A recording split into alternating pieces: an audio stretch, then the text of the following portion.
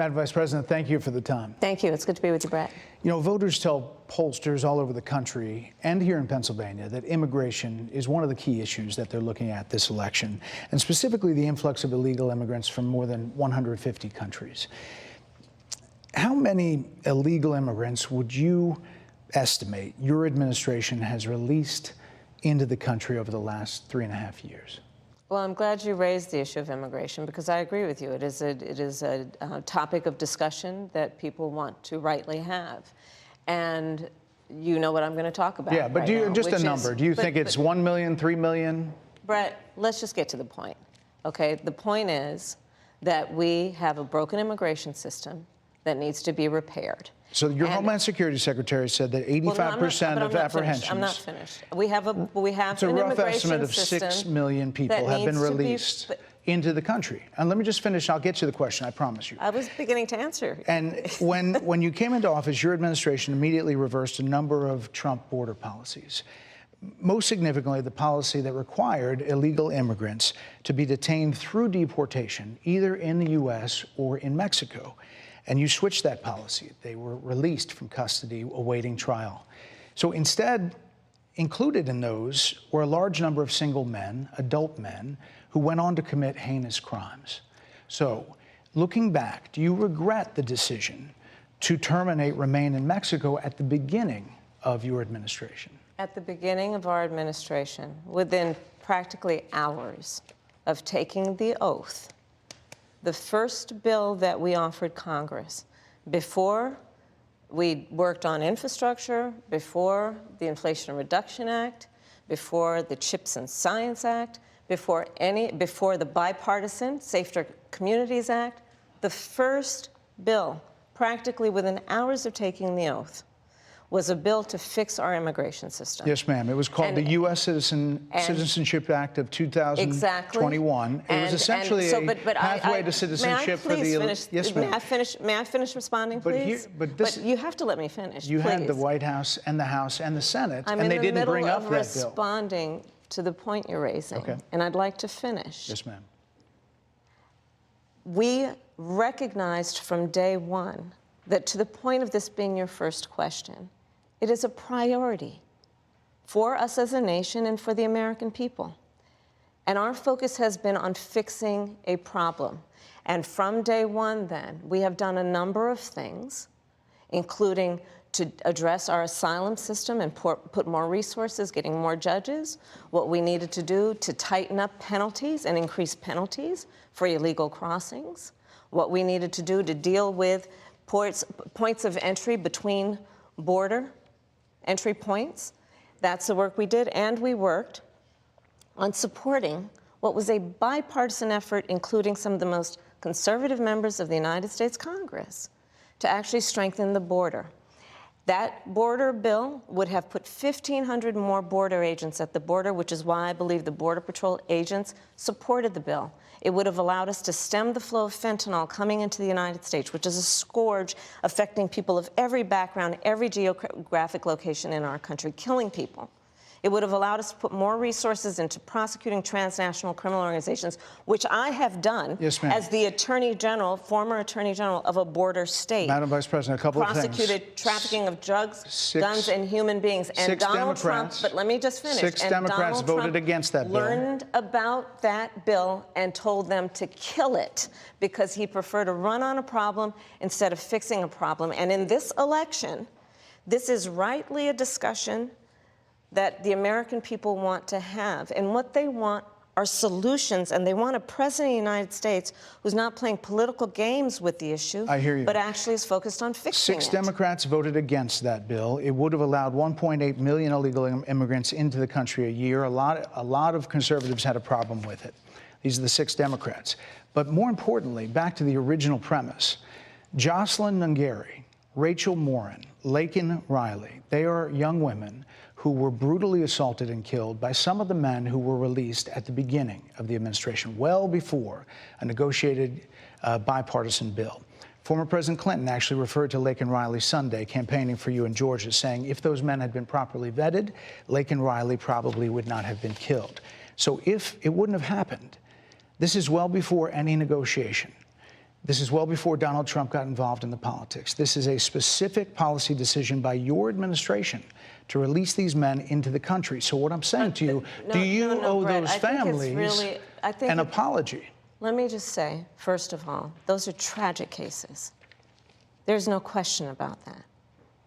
There is no question about that.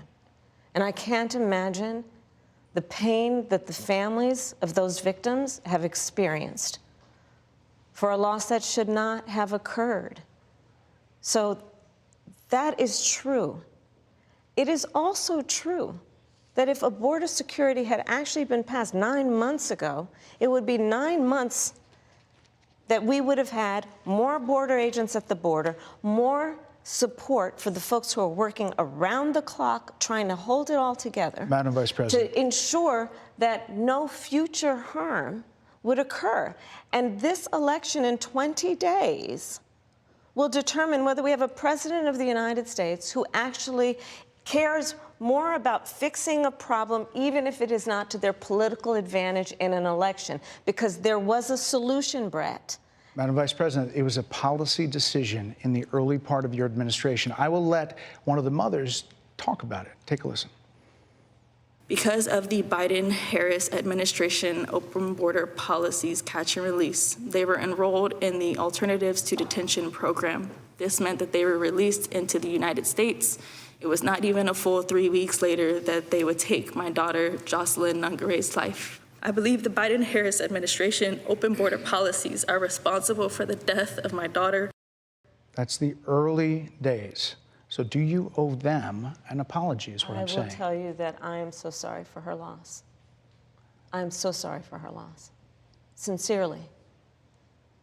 But let's talk about what is happening right now with an individual who does not want to participate in solutions. Let's talk about that as well. But do you want to answer in her? all fairness, I told you, I feel awful for what she and her family have experienced. During that time, you said repeatedly that the border was secure. When in your mind did it start becoming a crisis? I think we've had a broken immigration system transcending, by the way, Donald Trump's administration, even before. Let's all be honest about that. I have no pride in saying that this is a perfect immigration system. I've been clear, I think we all are, that it needs to be fixed. We need more. I was just down at the border talking with border agents, and they will tell you, and I'm sure you probably, I know you investigate and you are a serious journalist, they will tell you, we need more judges. We need to process those cases faster. We need the support for those cases that should be prosecuted.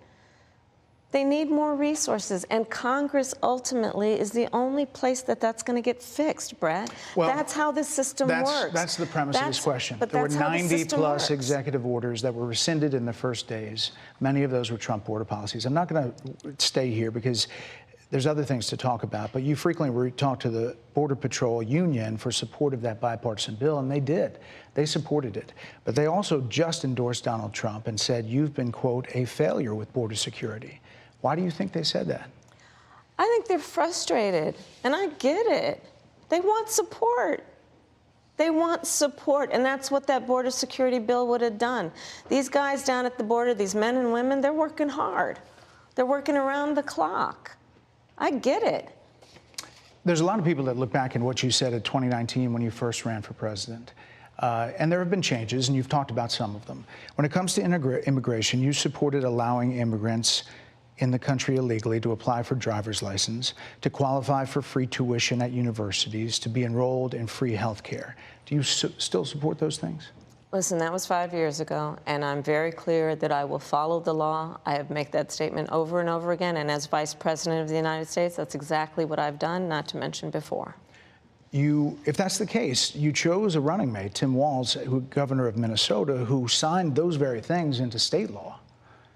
So do you support that? We are very clear, and I am very clear, as is Tim Walz, that we must support and enforce federal law, and that is exactly what we will do.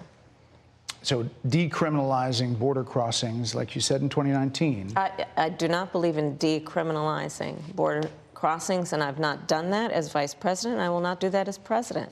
So these are evolutions that you've had. No, but let's be very clear.